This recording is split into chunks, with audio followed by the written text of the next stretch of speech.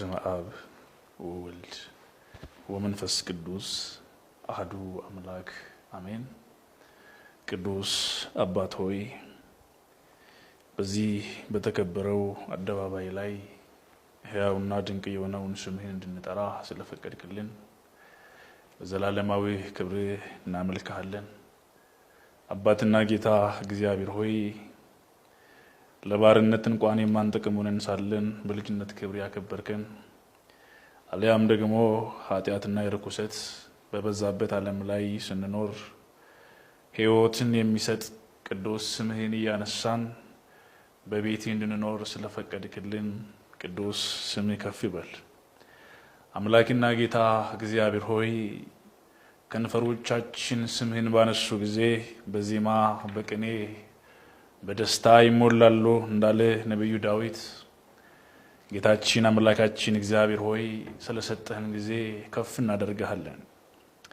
አምላካችን እግዚአብሔር ሆይ ደግሞ እናትና አባት እንደሌላቸው ልጆች አልተዋችሁም ብለህ እንደተናገርክ ሁሉ በነገሮች ሁሉ ውስጥ ያልተውከን በመከራ ውስጥ ያልተውከን ክብርና ምስጋና አምልኮትና ውዳሴ ላንተ ይሁን። እግዚአብሔር በፈጣን ደመና ተቀምጦ ወደ ግብጽ ይመጣል።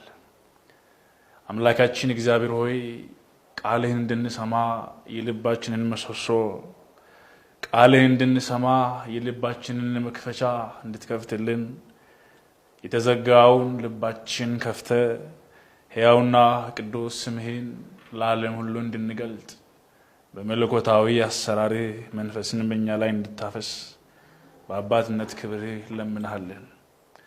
ጌታ ሆይ በዚህ ሰዓት ብዙዎች በጭንቅ በእንባ ሸለቆ በተለያዩ በችግርና በስቃይ ስፍራዎች ይንገላታሉና ስምህን በሰሙ ጊዜ እንዲያርፉ ቃል ስለገባ ቃልን ሰምተን ስለምናርፍ ደግሞ ስለምታሳርፈን ክብር ላንተ ይሁን።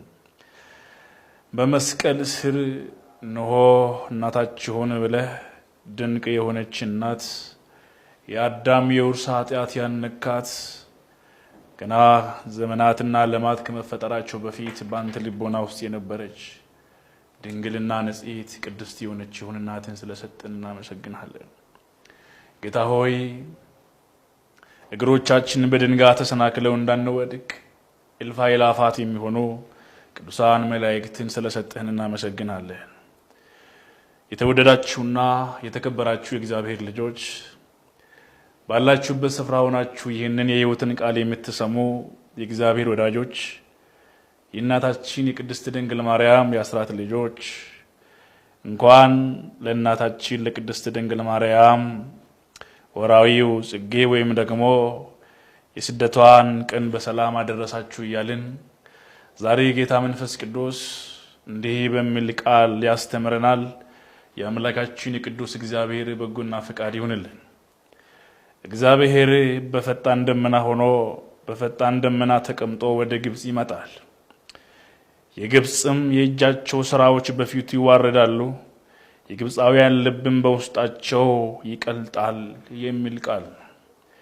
ይህንን ቃል ከአራቱ ነቢያት አንዱ የሆነ ኢሳይያስ በ19ኛው ምዕራፍ ቁጥር 1 ላይ የተናገረው ቃል ሲሆን አምላካችን ቅዱስ እግዚአብሔር በእውነት አሰራሩ ድንቅ ስለሆነ ግብጻውያን ላይ ምን እንዳደረገና ደግሞም የሰራውን ተአምራትን እንመለከታለን። የቃሉ ባለቤት እግዚአብሔር ስሙ ከፍ ይበል። እንግዲህ እንደምታውቀው ይህ ወራት ወይም ደግሞ ይህ ወር ወርሃ ጽጌ ወይም ደግሞ የጽጌ ወር በመባል ይታወቃል። ምክንያቱም እንዲህ የተባለበት ምክንያት የልምላሜ ጊዜ አበባዎች የሚያፈሩበት ጊዜም ስለሆነ የፍሬ ወይም ደግሞ የጽጌ ጊዜ በመባል ይታወቃል።